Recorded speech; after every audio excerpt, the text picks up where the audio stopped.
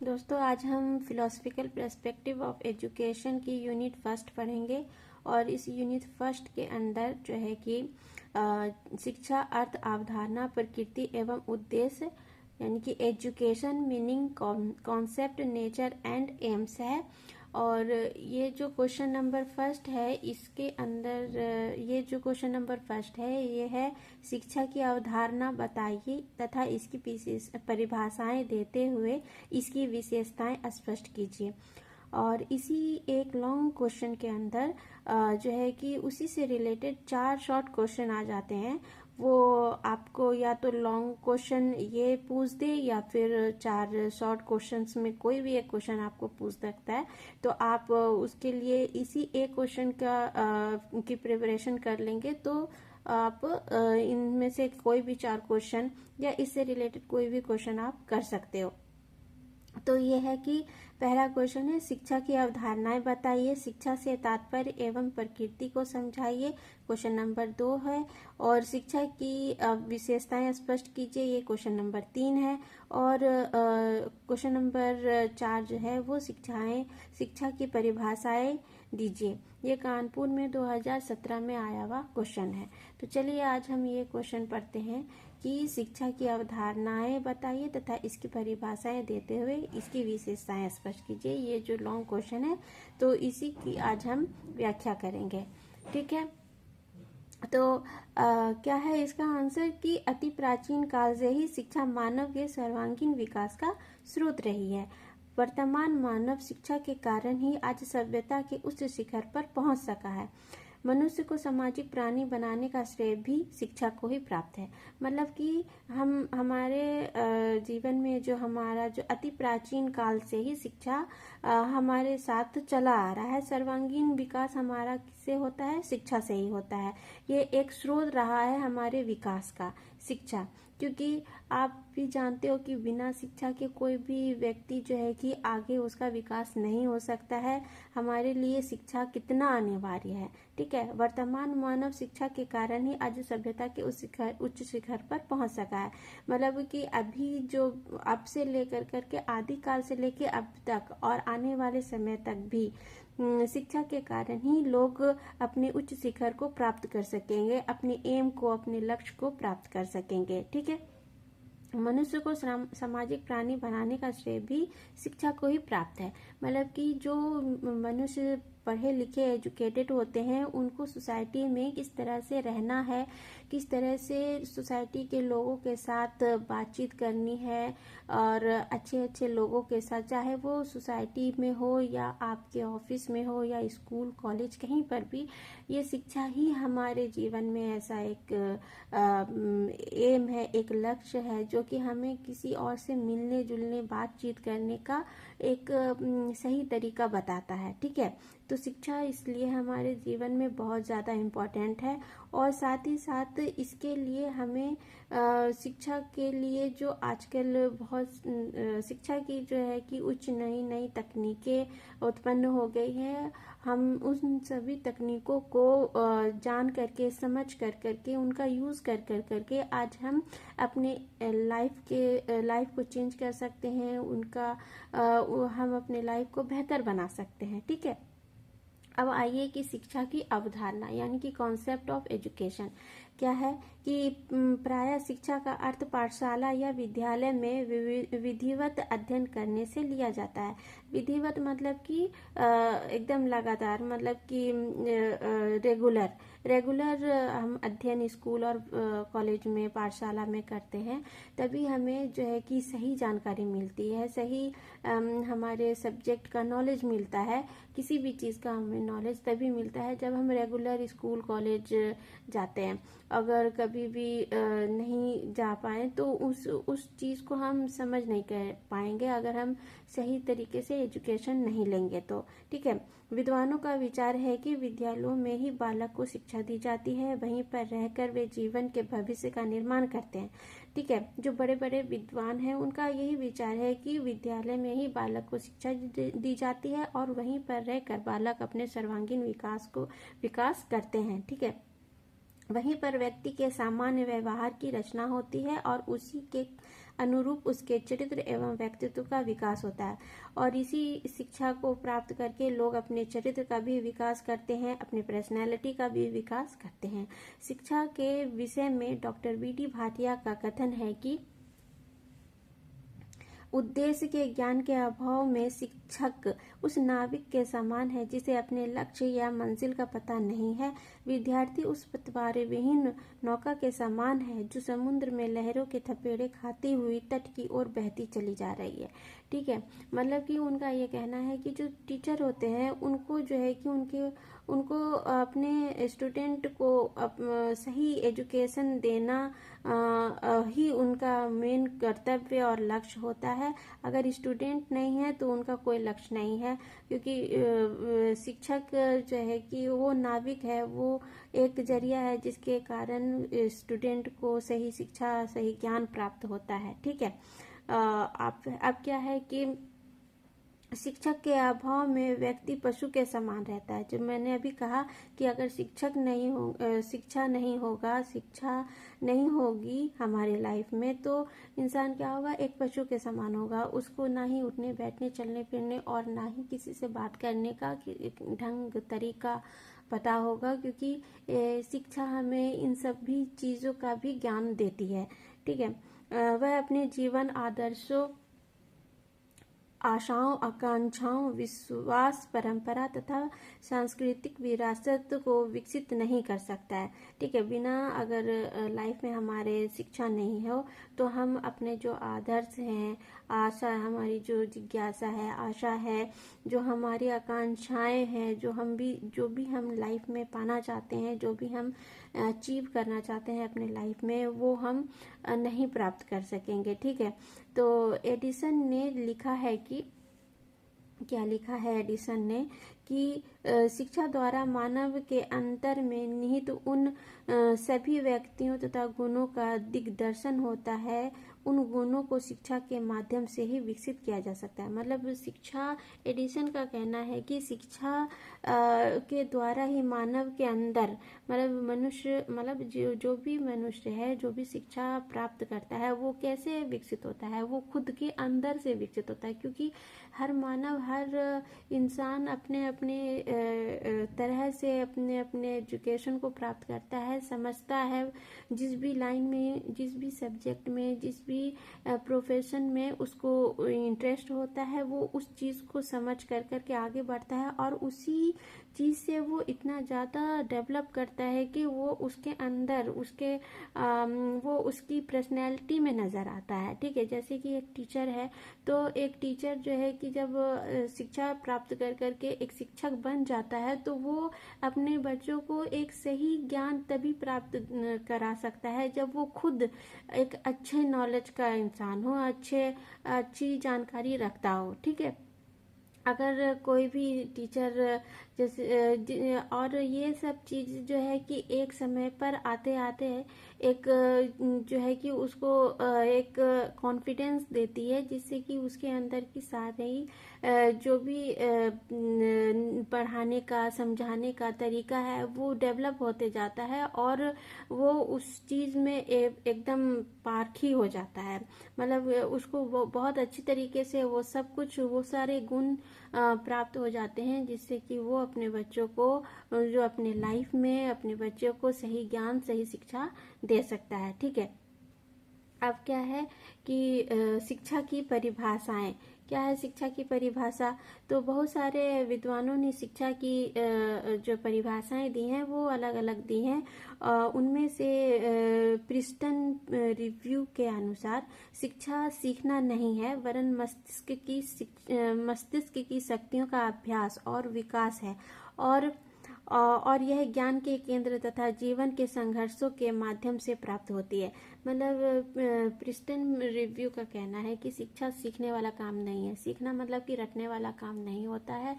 जैसे कि मैंने अभी कहा कि जब इंसान किसी भी सब्जेक्ट को लेकर के किसी भी प्रोफेशन में जब आता है और वो पूरी तरीके से उस चीज़ को अच्छे से, जब इंटरेस्ट होगा तभी उस चीज़ को, बिना इंटरेस्ट के अगर हम ज़बरदस्ती किसी कोर्स को कर रहे हैं तो वो आगे चल कर करके हम उस चीज़ को ज़्यादा आगे बढ़ा नहीं सकेंगे, क्योंकि क्योंकि उसमें हमारा इंटरेस्ट नहीं है। जिस चीज़ में हमारा, जिस सब्जेक्ट में, जिस भी फील्ड में हमें अच्छी इंटरेस्ट हमारा जगता है, हम उसी चीज़ को अच्छी तरीके से कर सकते हैं। ठीक है, तो यही बोल रहा है कि शिक्षा जो है कि सीखना नहीं होता है, वो उसके खुद के अंदर, उसके मस्तिष्क की शक्तियों का अभ्यास है। जितना हम उस चीज़ को प्रैक्टिस करेंगे, जैसे कि अभी मैंने कहा कि टीचर, जब एक अच्छा टीचर उसी चीज़ को बार बार पढ़ाता रहेगा तो उसको अच्छा नॉलेज प्राप्त हो जाता है। फिर वो खुद अपने ही तरीके से अपने बच्चों को सही ढंग तरीके से, अपने नॉलेज के अनुसार वो बच्चों को सही तरीके से पढ़ाना शुरू करता है, तो वो उसको सही तरीके से पढ़ा सकता है। और अगर जब शुरू में कोई भी प्रोफेशन में इंसान आता है तो फिर उस टाइम में उसका जो है कि प्रैक्टिस कम होता है, उसका नॉलेज कम होता है, तो और फिर वो धीरे धीरे उस चीज़ को जब करने लगता है तो उसका जो है कि उसमें ज़्यादा अच्छे तरीके से वो नील हो जाता है, बहुत अच्छे तरीके से वो घुस जाता है उसके अंदर, तो वो अच्छी तरीके से उसको पढ़ा लिखा सकता है, अच्छा अभ्यास पैदा करता है। अभ्यास होने से ही, कोई भी चीज़ अभ्यास से होता है, प्रैक्टिस करने से होता है, और उसी से उसका विकास होता है। और यह जो है कि ज्ञान के केंद्र तथा जीवन के संघर्षों के माध्यम से प्राप्त होता है। हम इसको जो है कि जीवन के, ज्ञान के संघर्ष, जितना भी हम उस चीज़ को बार बार रिपीट करेंगे, अभ्यास करेंगे उसका, उससे हमारे अंदर वो चीज़ और अच्छे तरीके से गुण उस चीज़ का निखर करके आता है, और हम अच्छे तरीके से उसमें समझ करके उसको और अच्छी तरीके से समझा सकते हैं, पढ़ा सकते हैं। जैसे जैसे हमारा प्रैक्टिस बढ़ता है, अच्छा होता जाता है, उसी तरह से हम और अच्छी तरीके से किसी भी चीज़ को कर सकते हैं, खुद के तरीके से कर सकते हैं। ठीक है, अच्छा, अब है कि इसके विषय में शिक्षा के माध्यम विषय को प्राचीन काल से ही विज्ञान स्पष्ट करते रहे हैं। यहाँ पर कुछ परिभाषाएं दी गई हैं जिनसे शिक्षा की विषय स्थिति का पता चलता है। मतलब कि यहाँ पर कुछ और वैज्ञानिक हैं जिससे कि हमें ये पता चलता है कि शिक्षा असल में क्या है। ठीक है, तो शिक्षा की परिभाषा गांधी जी ने ये दी है कि गांधी जी के मतानुसार शिक्षा से मेरा अभिप्राय बालक एवं मनुष्य के सर्वांगीण विकास का संबंध शरीर मस्तिष्क एवं आत्मा से है। मतलब गांधी जी ने कहा है कि शिक्षा से उनका अभिप्राय यह है कि बालक एवं मनुष्य के सर्वांगीण विकास जो होता है वो शरीर, मस्तिष्क और आत्मा से है। मतलब कि वो सभी चीज़ से है, शरीर से भी है। जब इंसान अच्छे से किसी भी शिक्षा को प्राप्त करता है तो वो अपने आप को सही तरीके से रखता है, वो अपने शरीर का, अपने स्वास्थ्य का सही तरीके से ध्यान रखता है, क्योंकि कहते हैं ना कि स्वस्थ शरीर में ही स्वस्थ मस्तिष्क का निर्माण होता है।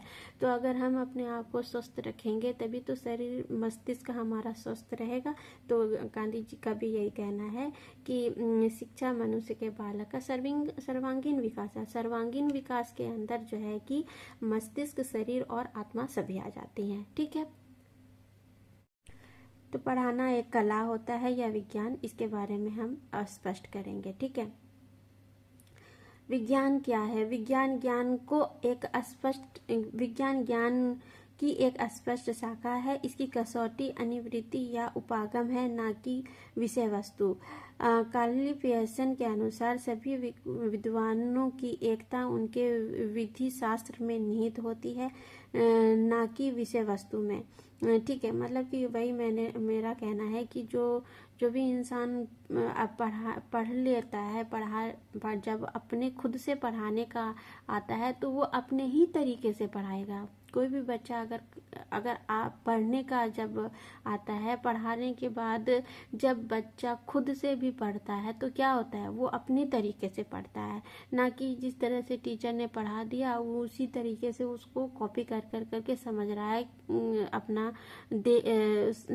समझ कर करके उसको याद कर रहा है। ऐसा नहीं होता है। अगर पढ़ रहा है तो खुद अपने ही तरीके से वो पढ़ेगा। मैथ बना रहा है तो मैथ बनाने के बाद मैथ को समझ कर करके खुद अपने तरीके से ही वो मैथ को बताएगा। भले ही उसका सूत्र और ये वो सब एक ही रहेगा, लेकिन बनाने का तरीका भी उसका होगा, उसको समझने का तरीका उसका होगा। मैथ भी बहुत तरीके से बनता है और बहुत सारी थ्योरी भी एक जैसी ही होती है, लेकिन समझना अलग अलग स्टूडेंट का किस तरीके से, कौन बच्चा किस तरीके से समझा और किस तरीके से वो, अभी जैसे कि एग्जाम्पल में आप अभी ये थ्योरी पेपर है, थ्योरी पेपर में आप इसी क्वेश्चन को अभी मैंने जिस तरह से समझाया है, समझा रही हूँ, आगे आपको मेरी कुछ बातें याद रहेंगी और आगे आपको अपने तरीके से भी कुछ लिखना होगा। तो सेम टू सेम आप मेरे बोलने या समझाने या इस किताब में जो भी लिखा हुआ है उस इसी नोट्स के को ही आप सेम टू सेम नहीं छाप सकते। उसमें आप खुद के को समझ करके इस क्वेश्चन का आंसर आप खुद से ही करेंगे, खुद ही आप इस चीज़ को पढ़ेंगे, फिर समझेंगे और अपने आप से वो लिखेंगे। ठीक है, तो यही है। ठीक है, कार्ली पियर्सन का कहना यही है। विज्ञान की प्रमुख विशेषताएं तथ्यात्मक सार्वभौमिकता, उसके नियमों की प्रामाणिकता, कार्य कारण संबंधों की खोज तथा नियमों पर आधारित भविष्यवाणी करना आदि है। विज्ञान तथ्यों एवं सत्यों की एक व्यवस्था है। ठीक है, मतलब अभी ये तो कला हो गया कि खुद इंसान अपने आप के जो भी अंदर की जो भी कला है, जो भी उसका इंटरेस्ट होता है, कि जैसे कि अब टीचर को पढ़ाने का कला है और आर्टिस्ट को आर्ट करने का कला होता है। ठीक है, और विज्ञान में क्या होता है, तो अब शिक्षा विज्ञान किस तरह से है, तो तथ्यात्मक सार्वभौमिकता, उसके नियमों का प्रामाणिकता, कार्य कारण संबंधों की खोज तथा नियमों पर आधारित भविष्यवाणी करना आदि होता है।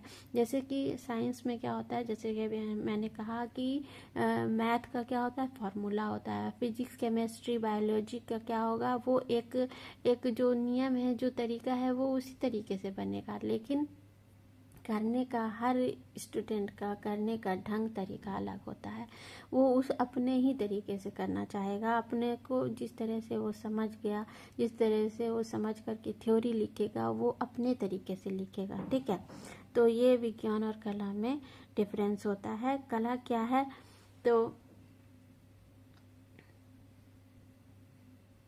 ठीक है, तो अब ये हम आगे लिखे पढ़ेंगे कि कला क्या है। ठीक है, तो कला क्या है, तो कला ज्ञान की अपेक्षा कौशल में निहित होती है।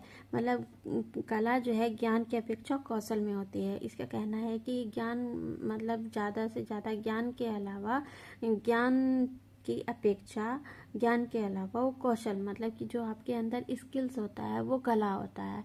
जैसे किसी को पेंटिंग करना अच्छा लगता है, किसी को सिंगिंग करना अच्छा लगता है, किसी को राइटिंग करना अच्छा लगता है, कोई भी कला हो सकता है इंसान के अंदर, वो कला है। ठीक है, वो कला है जो कि ज्ञान की अपेक्षा, जो नॉलेज की अपेक्षा कौशल होती है, उसके अंदर का वो क्या होता है, स्किल्स होता है। ठीक है, कोई भी बच्चे का स्किल्स टीचर समझ कर करके उसको कैसे कहते हैं कि आप इस फील्ड में जाओ, आपका ज़्यादा अच्छा रहेगा। जिस चीज़ में बच्चे को इंटरेस्ट होता है, जिस सब्जेक्ट में इंटरेस्ट होता है, वही फील्ड अपनाए तो ज़्यादा वो प्रोग्रेस कर सकता है। ठीक है,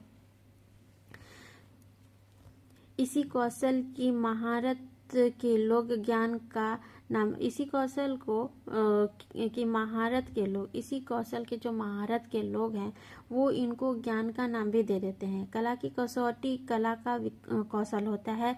यह व्यक्ति को श्रेष्ठ बनाती है। कला का लक्ष्य करना है, ना कि जानना। कला जो है कि करता है, कला कोई भी चीज़ को बनाता है। मूर्तिकार मूर्ति बनाता है, ना कि किसी चीज़ को करता है। वो मूर्ति बनाने का कार्य करता है, वो उसके अंदर की कला है। ठीक है, तो ये काम है कला, ये चीज कला होती है। ठीक है, कला में ज्ञान के साथ साथ कौशल तथा अभ्यास शामिल होता है। अभ्यास तथा पुनरावृत्ति के बिना कला को प्राप्त नहीं किया जा सकता है। ठीक है, मैंने जैसे कि कला की पढ़ते इंसान उस चीज में बहुत पारंगत होता है। जैसे कि टीचर अगर किसी सब्जेक्ट को रिलेटेड से वो पीएचडी करता है, वो उस सब्जेक्ट का एक अच्छा ज्ञान वाला इंसान समझा जाता है। वो उस चीज को अच्छे से समझ रहा है, वो सब्जेक्ट में वो पारंगत हो गया है। ठीक है, तो उस चीज को वो अच्छे तरीके से समझ सकता है। तो क्या हो गया, वो उस सब्जेक्ट, वो उसके अंदर की वो कला हो गई कि वो किस तरह से उस सब्जेक्ट को पढ़ाएगा, वो पढ़ाना उसकी कला है उस सब्जेक्ट का। ठीक है,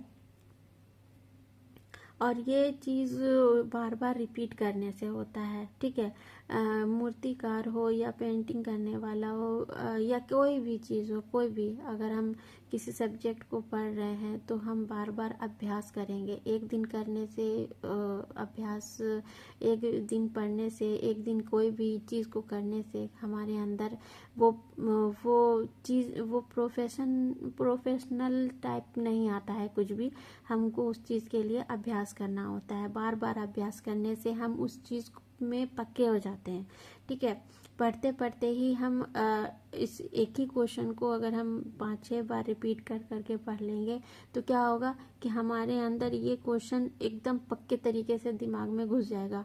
हमारे अंदर वो प्रैक्टिस करने का होता है। एग्ज़ाम के टाइम में हम क्या करते हैं, एग्ज़ाम के टाइम में हम क्वेश्चन को बार बार पढ़ते हैं, पढ़ कर करके हम उस चीज़ में उस क्वेश्चन के बारे में खुद सब कुछ जान जाते हैं। इसी क्वेश्चन को आप बार 5-6 बार पढ़ोगे एग्जाम के टाइम में, फिर अपने आप वो सब कुछ दिमाग में घूमता रहेगा, वो खुद आपके सामने आता रहेगा और आप लिखते जाओगे।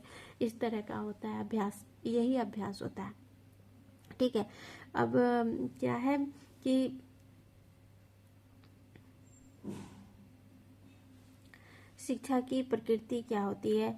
तो शिक्षा की प्रकृति जो है वो है उपर्युक्त विवेचना से यह स्पष्ट है कि शिक्षा ना तो पूर्णतः विज्ञान की श्रेणी में रख सकते हैं और ना ही कला की श्रेणी में। गौर पूर्वक देखें तो यह विज्ञान एवं कला दोनों ही है। इसके लिए उपर्युक्त शब्दावली या नामांकन शिक्षा की कला तथा शिक्षा ज्ञान प्रयुक्त किया जा सकता है। ठीक है, अब हमको ये स्पष्ट हुआ कि अगर हम दोनों के शिक्षा कला है या विज्ञान है, इस बारे में तो हम जान गए। तो अगर हम इन दोनों के बारे में जान समझें तो हम ये समझते हैं कि शिक्षा ना तो कला है और ना ही विज्ञान है। शिक्षा क्या है, शिक्षा दोनों ही है। ठीक है, शिक्षा दोनों है, कला भी है और विज्ञान भी है। ठीक है, ना तो पूर्णतः विज्ञान है और ना ही पूर्णतः कला है। मतलब सिर्फ हम शिक्षा को विज्ञान ही नहीं बोल सकते हैं और सिर्फ शिक्षा को कला ही नहीं बोल सकते हैं, बल्कि हम इन दोनों को एक साथ लेकर के चल सकते हैं। ठीक है, शिक्षा विज्ञान भी है और शिक्षा कला भी है। इन दोनों के साथ साथ ही शिक्षा आगे बढ़ती है। ठीक है, अगर हम किसी चीज़ का ज्ञान ले रहे हैं तो किस तरह से ले रहे हैं, विज्ञान के साथ ही कला आता है और कला के साथ ही विज्ञान आता है। ठीक है, तो इसके लिए उपयुक्त शब्दावली का नामांकन शिक्षा की कला तथा शिक्षा विज्ञान। तो हम इस चीज़ को क्या कह सकते हैं, शिक्षा की कला भी कह सकते हैं और शिक्षा विज्ञान भी कह सकते हैं, कहा जा सकता है। ठीक है, शिक्षा विज्ञान ना तो पूर्णतः सैद्धांतिक है और ना ही व्यवहारिक। इसमें सैद्धांतिक तथा व्यवहारिक दोनों ही पक्ष दृष्टिगत होते हैं। ठीक है, वस्तुतः यह व्यवहारिक पहलू अधिक रहता है, अतः विज्ञान की श्रेणी में इसका स्थान सैद्धांतिक एवं व्यवहारिक विज्ञान दोनों के रूप में है। ठीक है, अब हम कहेंगे कि वैज्ञानिक प्रवृत्ति ने शिक्षा की प्रकृति में बदलाव प्रस्तुत किया है। इस बदलाव के परिणाम स्वरूप शिक्षा को एक सामाजिक विज्ञान के रूप में देखा जा सकता है। ठीक है, सामाजिक विज्ञान के रूप में यह नाविक व्याख्या प्रस्तुत करती है और शैक्षिक प्रक्रिया की संपूर्ण संरचना में बदलाव ला सकती है। इस दृष्टि से शिक्षा गत्यात्मक तथा प्रगतिशील हो रही है। ठीक है। साथ ही साथ विज्ञान नियामक तथा प्रमाणिक भी है। इस प्रकृति के फलस्वरूप शिक्षा के विषय क्षेत्र में शैक्षिक मूल्यांकन, शैक्षणिक अनुसंधान, शैक्षिक तकनीकी आदि को स्थान मिला है। देखो, जैसे कि मैंने कहा कि शिक्षा को जो है कि वैज्ञानिक प्रवृत्ति के अनुसार हम क्या करें कि जो अभी जो भी नया नया टेक्नोलॉजी आ रहा है वो कला से रिलेटेड कला को ही उस कला को क्या कर दिया गया है कि टेक्नोलॉजी के तरह से हम किसी भी कला को यूज करते हैं। ठीक है। अब देखो हम अब क्या हो गया है कि डिजिटल हो गया है सब कुछ। हम क्या करते हैं पहले, अभी भी कुछ लोग हाथ से जो हैंड जो काम होता है, हाथ का जो कला होता है, हस्तकला जो होता है, वो जो है कि कुछ लोग हस्तकला करते हैं अपने हाथ से, और कुछ लोग मशीन के द्वारा करते हैं। ठीक है। तो मशीन के का काम और कला हाथ के द्वारा किया गया काम, ये दोनों बहुत अलग होता है। ज़्यादा जो है वो हाथ के काम को ज़्यादा लोग पसंद करते हैं, मशीन के को कम करते हैं। लेकिन आजकल एक पर एक मशीन आ गया है जिससे कि है कि हस्तकला करने वाले लोग भी अब मशीन का यूज़ करने लगे हैं। मशीन के द्वारा ही बहुत सारी चीज़, बहुत सारा टेक्सटाइल कंपनी सब जो है वो जो है कि नए नए चित्रकारी और कसीदाकारी ये सब जो है कि करते हैं। और साथ ही साथ जैसे कि अब कला है तो बहुत सारी कलाएं हैं। ठीक है। तो उन सब को जो है कि टेक्नोलॉजी में जो है कि बदल दिया गया है। अब टेक्नोलॉजी से के द्वारा जो है कि सभी काम आसान भी हो गया है, बहुत आसानी से और अच्छे से कर सकता है लोग। ठीक है। तो ये शैक्षणिक अनुसंधान, जैसे कि अब हम लैपटॉप मतलब कि जो कंप्यूटर के थ्रू हम पढ़ाने का काम करने लगे हैं। ठीक है। तो पहले क्या होता था, पहले डिजिटल बोर्ड नहीं होता था। अब जो है कि डिजिटल बोर्ड आ गया है। स्कूल में, कॉलेज में, सब जगह की डिजिटल बोर्ड का इस्तेमाल कर करके टीचर्स पढ़ाने लगे हैं। पहले ब्लैक बोर्ड हुआ करता था, अभी भी बहुत जगह पे ब्लैक बोर्ड है जहाँ के बच्चों लोग को अपने हाथ से पढ़ा कर करके लिख कर करके बताया जाता है। अब डिजिटल बोर्ड में क्या होता है कि वो सब रहते हैं, सब कुछ बस एक प्रोजेक्ट बना दिया जाता है और स्लाइड लगा कर करके बच्चों को समझा दिया जाता है। ठीक है। तो ये पढ़ाने का एक नया टेक्नोलॉजी हो गया है। पढ़ा तो हम वही रहे हैं, लेकिन क्या कर रहे हैं, हम डिजिटली पढ़ा रहे हैं। ठीक है। तकनीकी के रूप में हम शिक्षा हो या कोई भी कला संस्कृति, हम उस चीज़ को यूज़ करने लगे हैं डिजिटली। ठीक है। तो शिक्षा विज्ञान में जीव शास्त्र जैसे मनोविज्ञान तथा समाज शास्त्र जैसे सामाजिक तथा मानविकी विज्ञानों को स्थान प्राप्त है। ठीक है। क्या बोल रहा है कि शिक्षा विज्ञान में जो है कि जीव शास्त्र जैसे मनोविज्ञान तथा समाज शास्त्र जैसे सामाजिक तथा मानविकी विज्ञानों का स्थान प्राप्त हुआ है। साथ ही नीति शास्त्र तथा तर्कशास्त्र जैसे विज्ञानों की विषय वस्तु को स्थान प्राप्त है। ठीक है।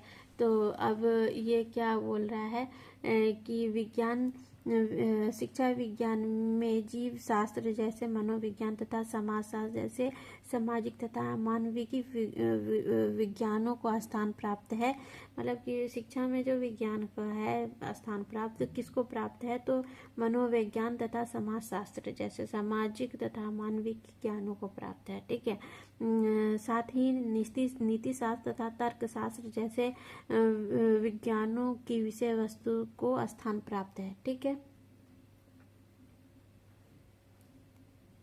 इसमें शिक्षण प्रक्रिया का अभ्यास भी सम्मिलित है। अभ्यास के माध्यम से शिक्षण रूपी कौशल को प्राप्त किया जा सकता है। अतः हम कह सकते हैं कि शिक्षा विज्ञान एवं कला दोनों है।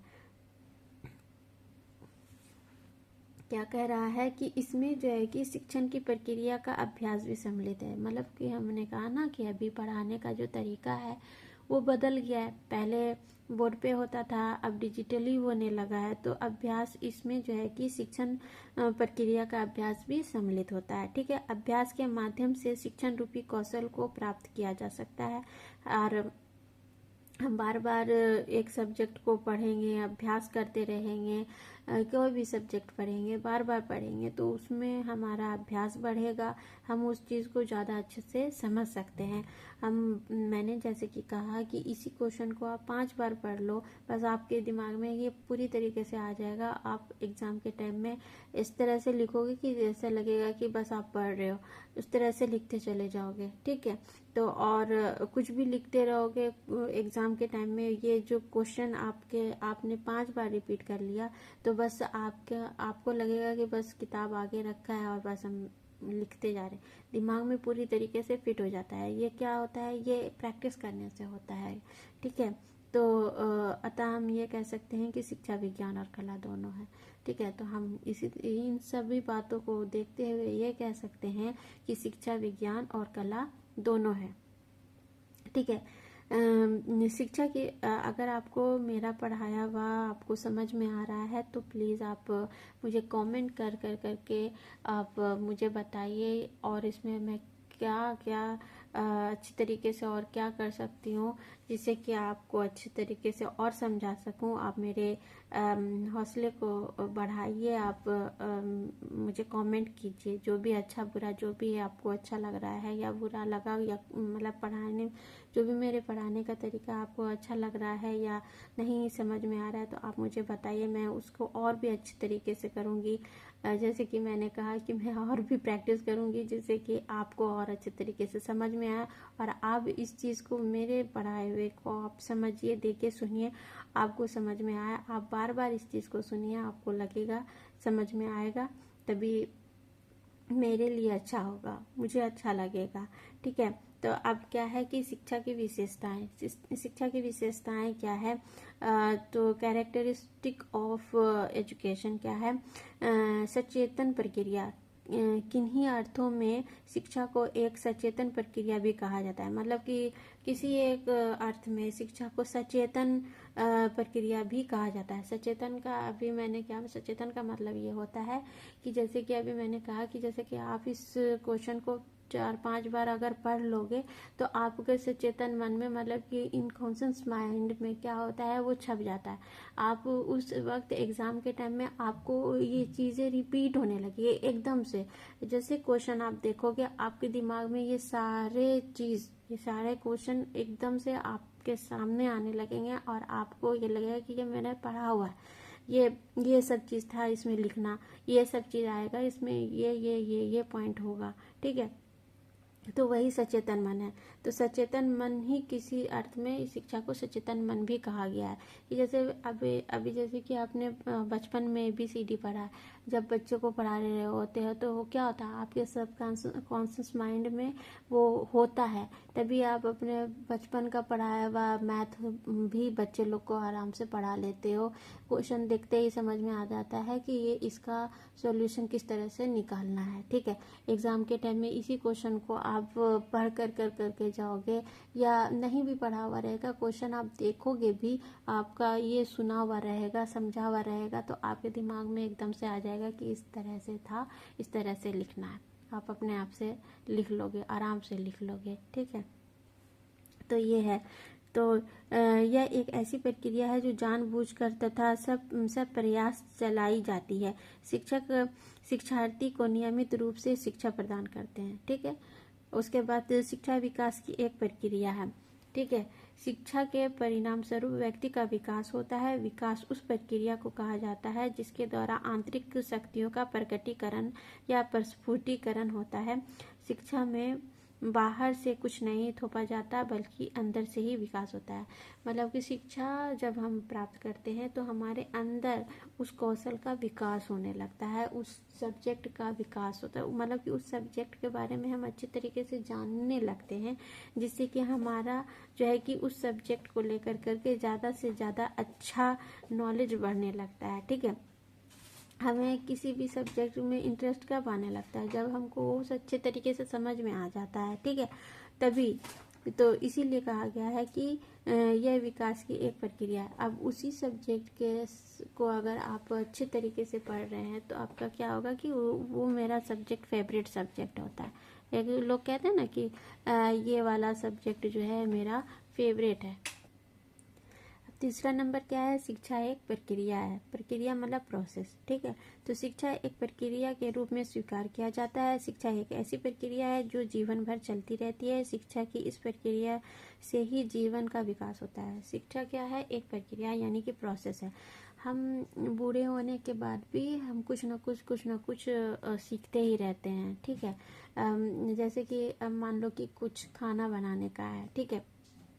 तो क्या होता है कि ये खाना बनाना हो या कोई भी चीज़ हो, ये एक प्रैक्टिस के साथ साथ और निखरता जाता है, ठीक है।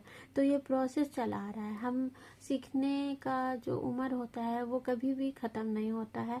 पढ़ने का उम्र, सीखने का उम्र, या कोई भी कला को सीखना, कोई भी टेक्नोलॉजी सीखना, कभी भी कोई भी कर सकता है। तो शिक्षा क्या है? एक प्रक्रिया इसको भी कहा जा सकता है कि हम इस चीज़ को हम कभी भी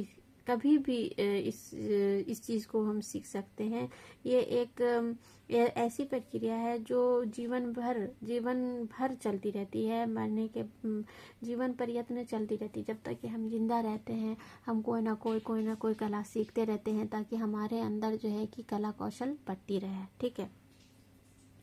शिक्षा एक द्विमुखी प्रक्रिया है। शिक्षा की प्रक्रिया में दो धुरियां हैं, अर्थात शिक्षक तथा विद्यार्थी। यह भी कहा जाता है कि प्रक्रिया में शिक्षक तथा शिक्षार्थी दोनों एक दूसरे को प्रभावित करते हैं। दोनों का एक दूसरे में व्यक्तित्व पर प्रभाव पड़ता है, ठीक है।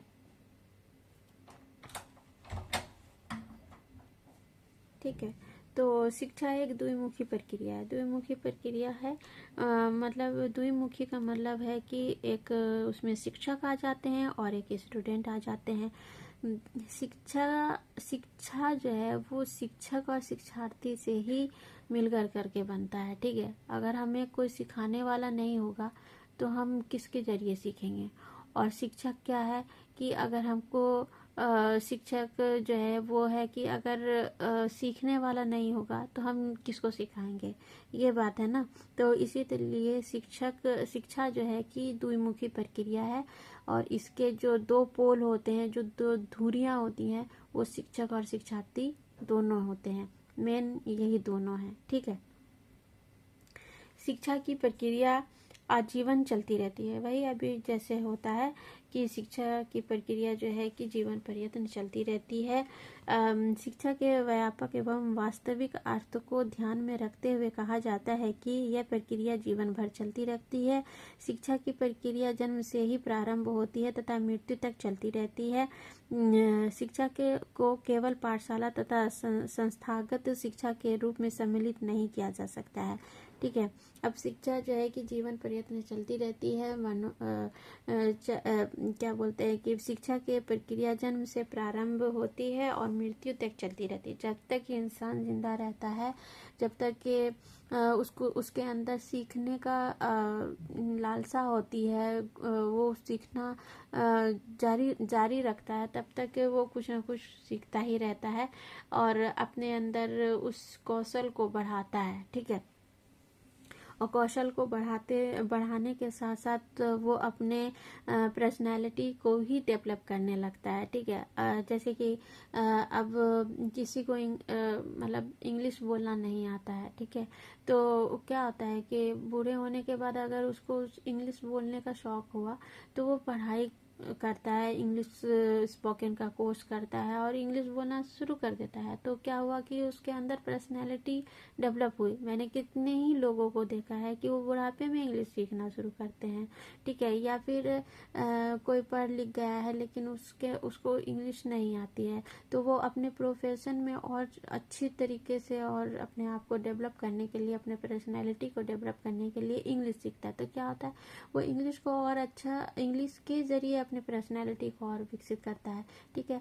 उसके साथ ही अगर कोई कला है जो कि वो सीखता है, ठीक है। जैसे कि अब मैंने कहा ना कि सीखने की कोई उम्र नहीं होती है। बुढ़ापे में भी इंसान बहुत बड़ा बिजनेस शुरू कर देता है।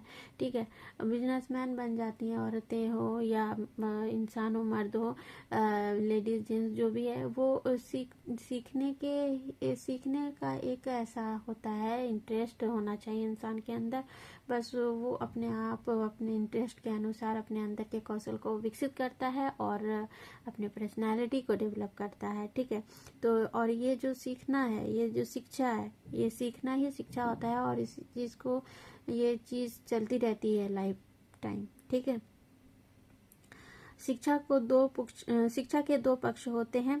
शिक्षा की प्रक्रिया के दो पक्ष होते हैं तथा मनोवैज्ञानिक तथा सामाजिक। ठीक है, बालक की मूल प्रवृत्तियों, संवेगों तथा प्राकृतिक शक्तियों के विकास के अध्ययन शिक्षा के मनोवैज्ञानिक पक्ष के अंतर्गत किया जाता है तथा सामाजिक आदर्शों, मूल्यों एवं मान्यताओं का अध्ययन शिक्षा के सामाजिक पक्ष के अंतर्गत किया जाता है। इस विषय में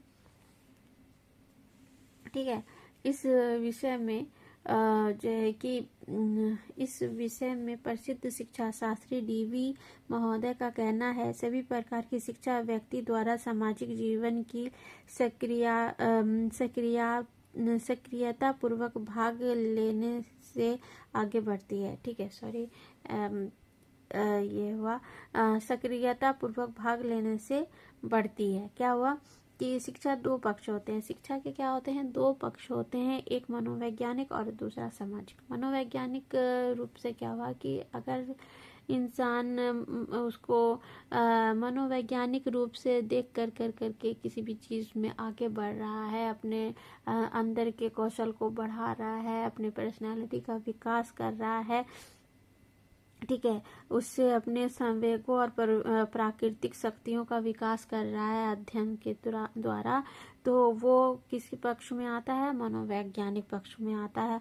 और सामाजिक पक्ष में क्या होता है? जिससे कि इंसान पढ़ लिख करके जब वो अपने समाज में, अपनी सोसाइटी में रहता है, तो जैसे कि अगर कोई सोसाइटी में पढ़ा लिखा इंसान रहने आ जाता है एकदम से, तो क्या होता है कि दूसरे लोग उसके रहन सहन को देख करके भी अपना क्या करते हैं कि रहने सहने का तरीका बदल देते हैं। क्यों?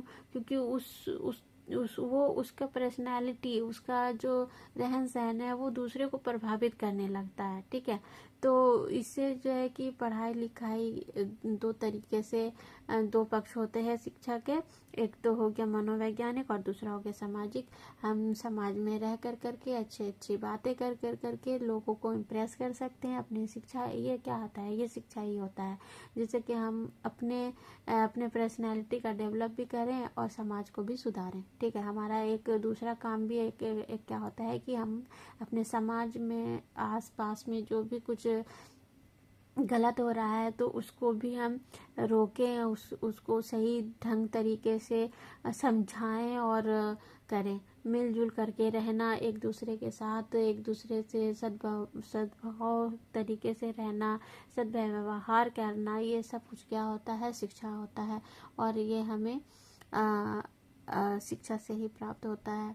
ठीक है, तो आपको अगर ये जो क्वेश्चन है ये अच्छे से समझ में आया है तो आप मुझे कमेंट में ज़रूर आप बताइए, और जो भी इसमें कमियां हैं उसके बारे में भी बताइए। ठीक है, और हम मिलते हैं दूसरे क्वेश्चन में। अभी के लिए टेक केयर, बाय बाय। अपना ख्याल रखिए और बहुत पढ़ाई करिए, और अभ्यास, जैसे कि मैंने कहा कि अभ्यास करना बहुत ज़रूरी होता है। आप पढ़िए और समझिए और अभ्यास करते रहिए। ठीक है।